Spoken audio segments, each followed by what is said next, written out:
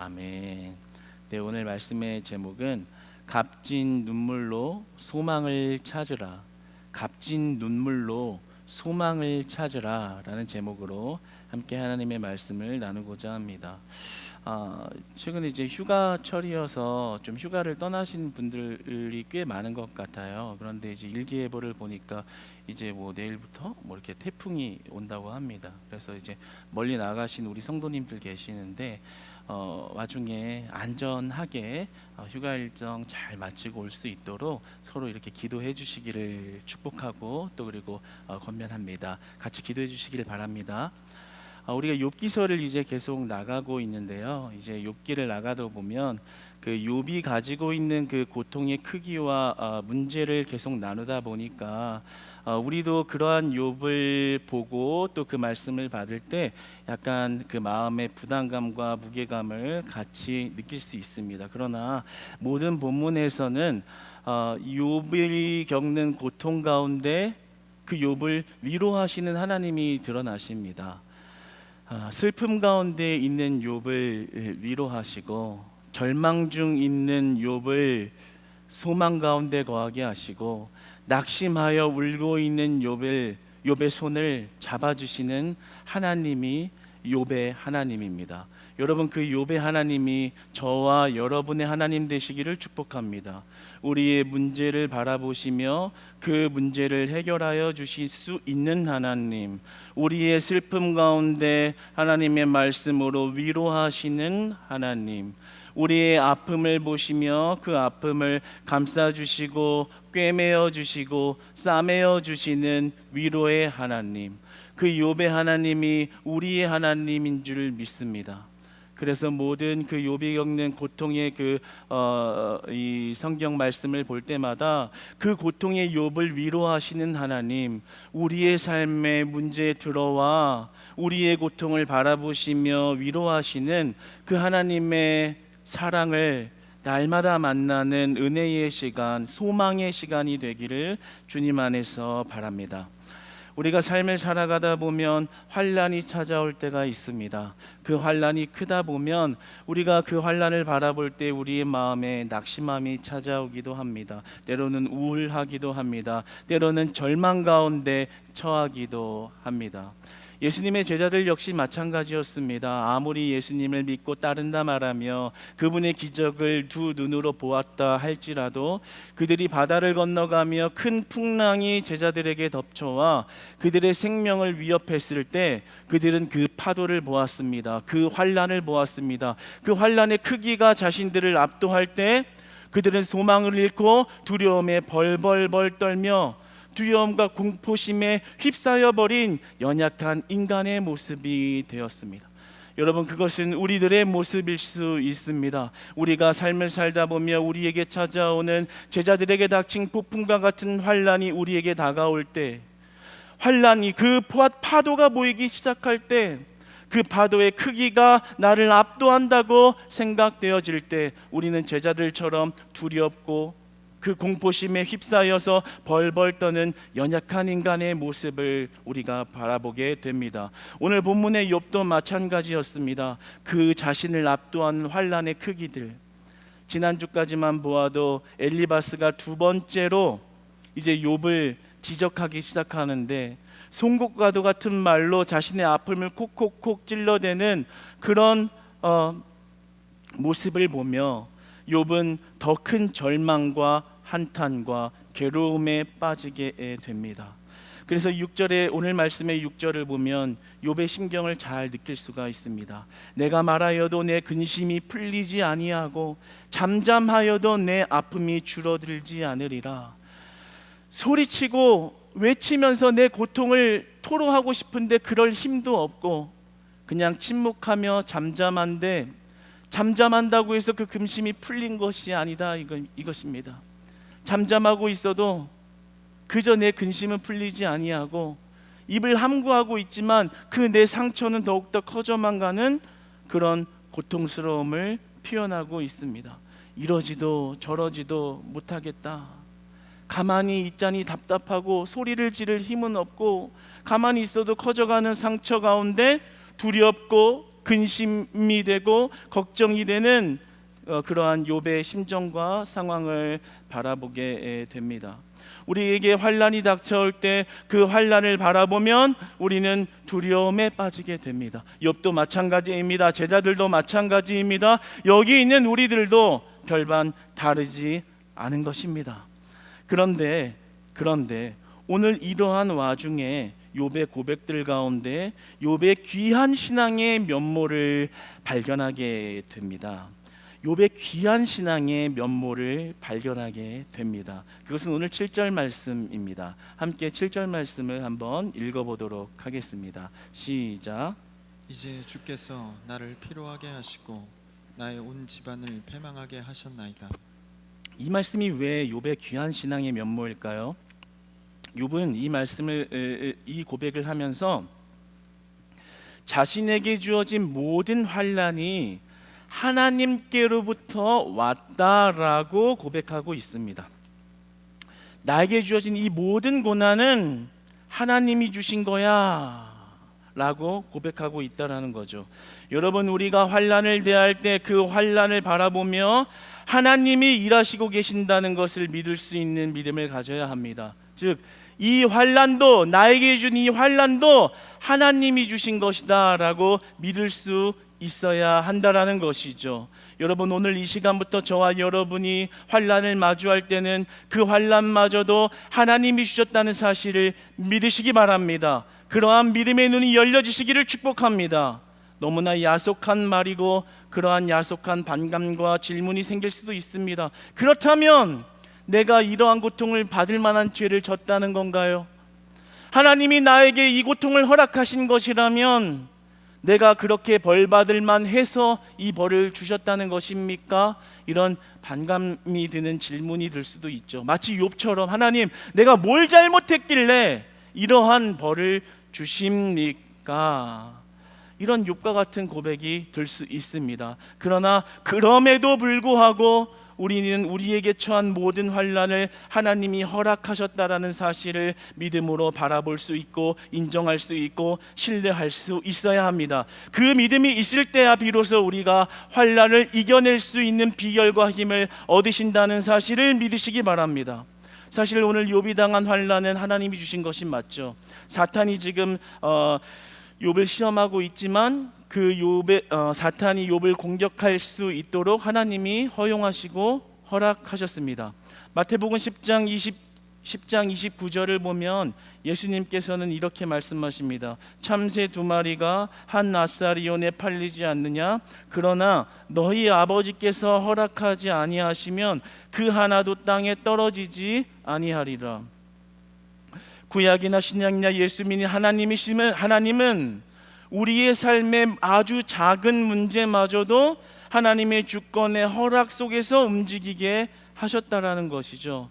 그러니까 우리가 시험을 대할 때 올바른 신앙과 건강한 신앙을 가지기 위해서는 우리에게 주어진 이 환난이 하나님이 허용하신 환난이라는 것을 믿고 바라볼 수 있어야 합니다. 무엇 하나 하나님의 허락하심 없이, 하나님의 일하심 없이, 하나님의 계획을 벗어나서 이루어지는 일은 없습니다.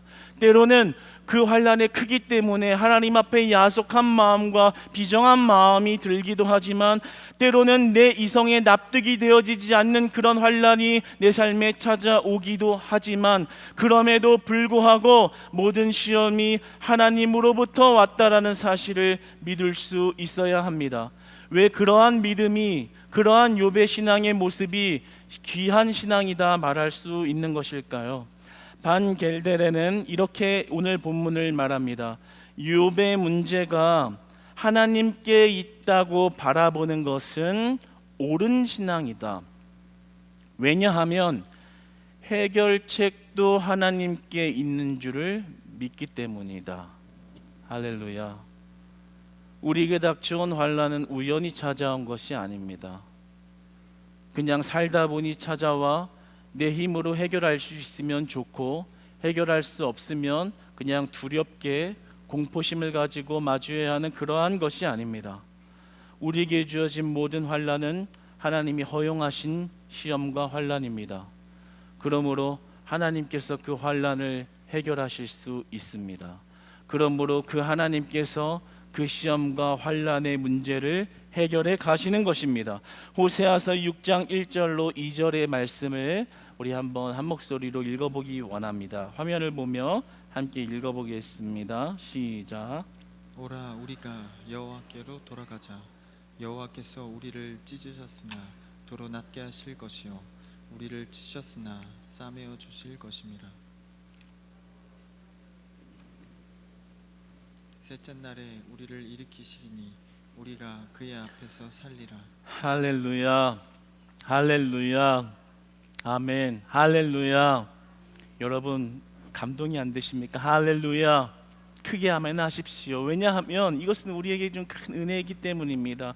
호세아서 6장 1절에 뭐라 말씀하십니까? 우리를 찢으셨으나, 이 찢으셨다라는 말은 찢다라는 동사로 타라프라는 히브리어입니다. 그런데 이 말이 가지고 있는 뜻은 사자가 먹이를 찢어버리는 것처럼, 자신의 먹이를 이빨로 갈기갈기 찢어서 해체시키는 것처럼 찢는다라는 것을 말합니다. 여호와께서 우리를 찢으셨으나, 우리에게 주신 환난이 정말 처참하고 비참할 정도로 그냥 뭐 넉넉히 적당히 그냥 마인드 컨트롤을 하면 이겨낼 수 있는 그런 시험이 아니라, 우리가 철저한 찢김을 당하여 도무지 회복할 수 없는 어려움에 거할 수 있는 그러한 시험, 생명의 위협을 받는, 아니 생명을 잃는 것보다도 더 처참한 죽음의 문제가 우리의 환난으로 올 수 있다라는 것이죠. 그것을 하나님이 허락하실 수 있다라는 것입니다. 그러나 너무나도 가혹해 보이는 그러한 하나님의 찢으심이 우리에게 큰 은혜로 돌변하는 것은, 우리를 치신 하나님이 그 찢으심을 싸매어 주실 것임이라. 우리를 찢으셨으나 도로 낮게 하실 것이요 우리를 치셨으나 싸매어 주실 것임이라. 할렐루야. 여러분에게 환난이 왔다면 그 환난을 벗어나게 하실 하나님을 의지하시기 바랍니다. 여러분에게 환난이 다가와서 그 파도를 도무지 내가 해결할 수 없겠다라는 두려움이 여러분의 마음을 꽉 잡고 있을 때, 그 파도 위에 계신, 그 파도를 잠잠하게 하실 수 있는 예수 그리스도를 바라보실 수 있기를 축복합니다. 우리를 찢으셨으나 도로 낮게 하실 것이요 우리를 치셨으나 싸매어 주시는 하나님이 여러분의 하나님, 우리의 하나님, 크리스찬 교회의 하나님인 줄 믿으시기 바랍니다. 그 환난 주심이 야속하기도 하지만, 어떻게 사랑하는 아버지의 아들을 그렇게 야속하게 찢어버리도록 고통스럽게 할 수 있으십니까? 그 물음에 아주 명확한 대답을 들을 수도 없지만, 하나님은 적어도 그 환난을 통하여서 우리를 학대하며 그 학대를 즐기는 분이 아니십니다. 하나님의 계획은 선하시며 하나님의 계획은 우리를 생명길로 인도하시는 것입니다. 환난 가운데서도 다윗은 예수 그리스도를 만남으로, 그 하나님의 실체를 발견함으로 자신에게 부족함이 없다 말하며 하나님의 먹이심이 자신을 살릴 수 있다고 고백하는 것을 보게 됩니다. 그 다윗의 하나님은 우리 하나님이고, 그 위로하시는 욥의 하나님은 우리의 하나님이 됩니다. 그러므로 여러분이 당한 환난 가운데 그 파도에 압도되지 마시고, 그 파도 위에 계신 하나님을 바라봄으로 그 환난을 치워가시는, 그 환난을 해결하시는, 여러분의 어둠의 문제를 해소하시는, 여러분 앞에 모든 의심과 갈등과 삶의 문제를 붙드시고 그 파도를 잠잠하라 외치심으로 그 파도를 고요하게 하신 예수 그리스도의 기적과 임재를 경험하시는 우리 사랑하는 크리스천 교회 성도님들 되시기를 축복합니다. 뇌성마비 송명희 시인이 이런 고통 속에서, 이제 몸이 불편하니까 고통 속에서 이렇게 지은 시 한 편이 있는데요, 그 시 한 편을 한번 읽어드리겠습니다. 밤이 깊으면 아침은 더 밝아지네. 말할 수 없는 고통 속에서 시달릴 때 주가 말씀하시네. 나 너를 절대로 버리지 않아. 아무도 없는 빈들에 던져져 외로워할 그때 주의 음성이 들리네. 나 너를 영원히 떠나지 않아.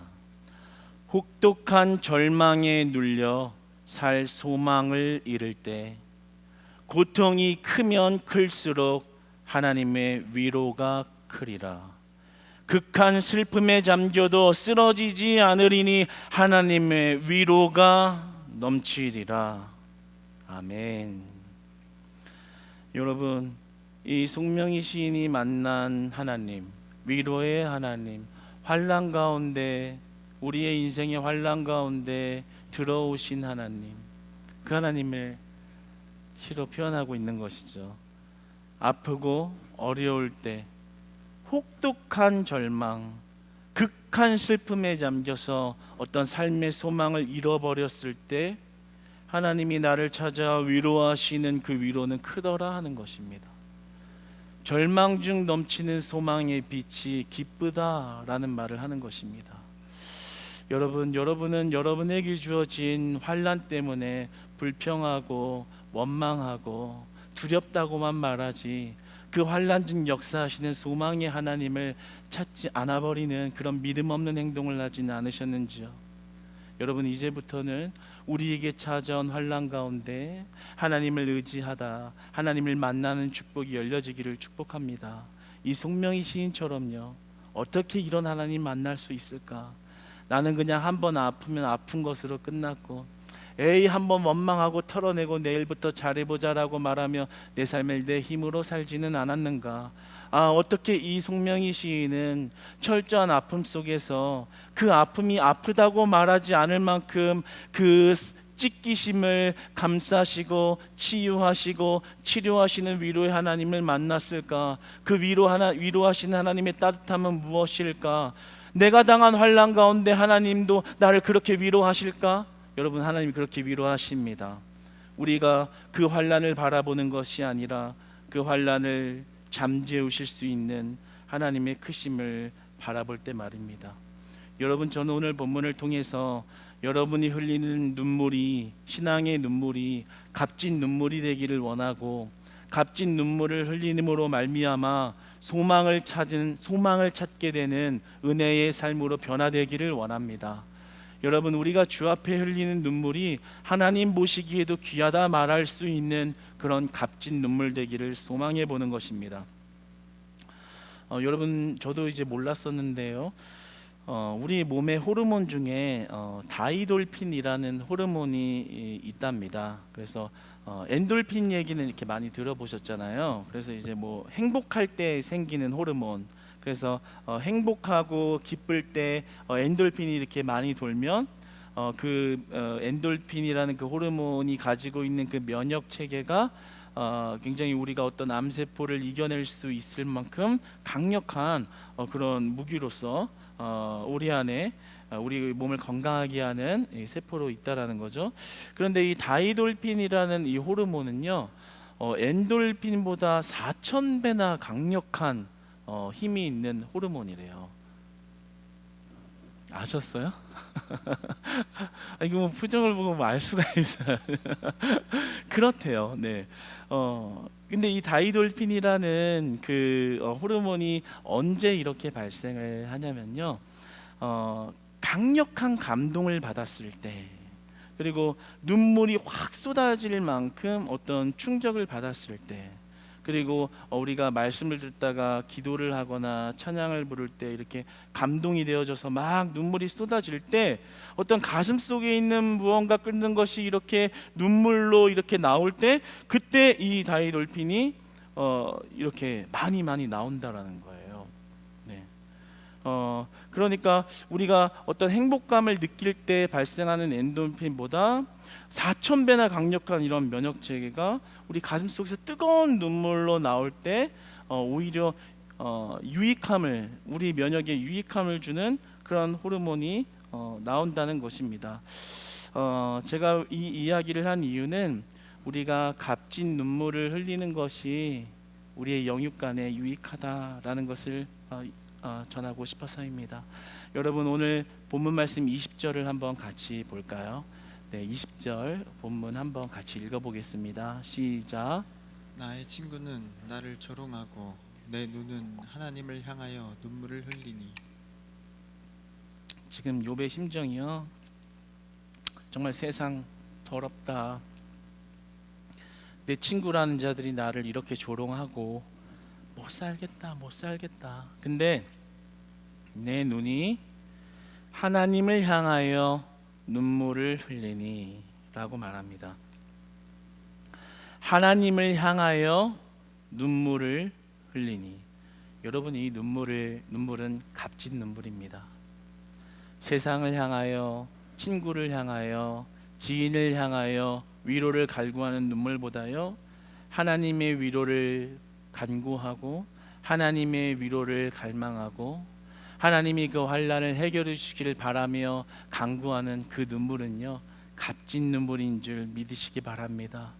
환난을 보며 흘리는 눈물보다 환난 위에 계신 그 능력의 하나님을 바라보는 눈물은 값진 눈물입니다. 그것은 믿음의 눈물입니다. 나를 지으신 이가 하나님, 나를 부르신 이가 하나님, 나를 보내신 이도 하나님, 나의 나된 모든 것이 하나님의 은혜라. 하나님의 은혜라. 하나님, 이 환난 가운데, 나에게 주신 고통 가운데 내가 하나님을 바라봅니다. 눈물밖에 안 나오는데 이 눈물을 땅에 쏟는 것이 아니라요, 하늘을 향해 쏟을게요. 내가 이 땅에서 해결할 수 없는 문제, 오늘 19절 18절에 보면 피해 문제, 이 땅에 매여 있는 문제, 내가 해결할 수 없는 것, 그것을 하나님이 풀어주실 줄 믿습니다.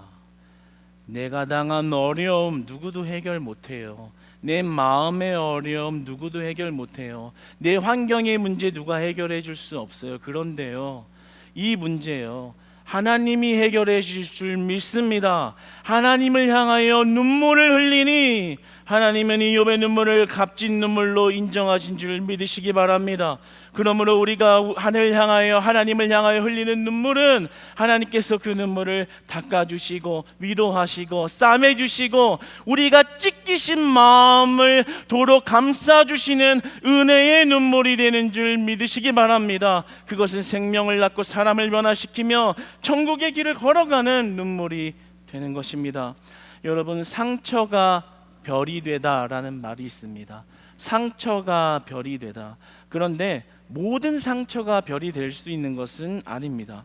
어떤 상처가 제대로 치유함을 받고 제대로 회복을 얻어야 별이 되는 것입니다.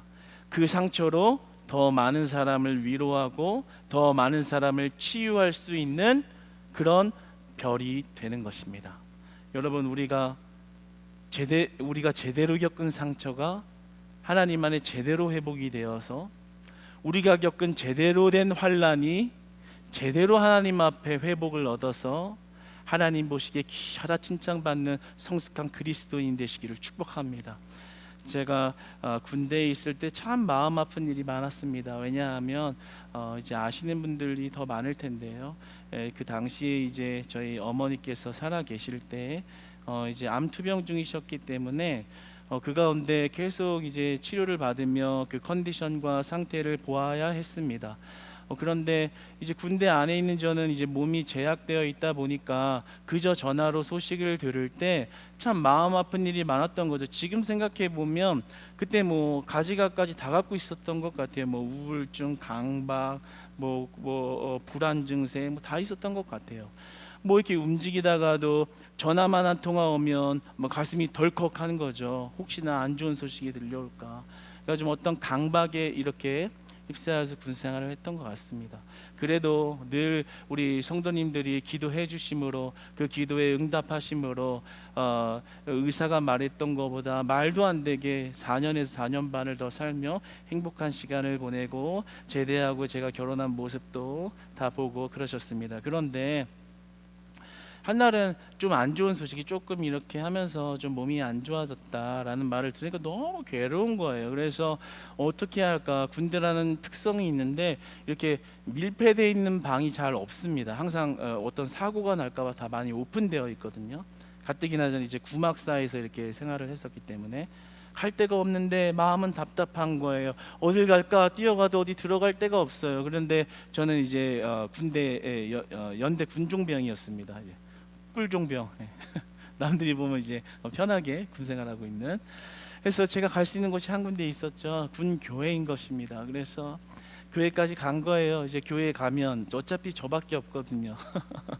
그런데 항상 교회에서 기도할 때는 이 군교회 이 강단 앞에서 이렇게 내려가서 기도를 했는데 기도할 힘도 없는 거예요. 그래서 그냥 휴게실에 가가지고 휴게 장소로 교제하는 장소로 이렇게 평상처럼 만들어 놨는데 그 안에서 막 뒹굴렀습니다. 막 견디지를 못하겠는 거예요.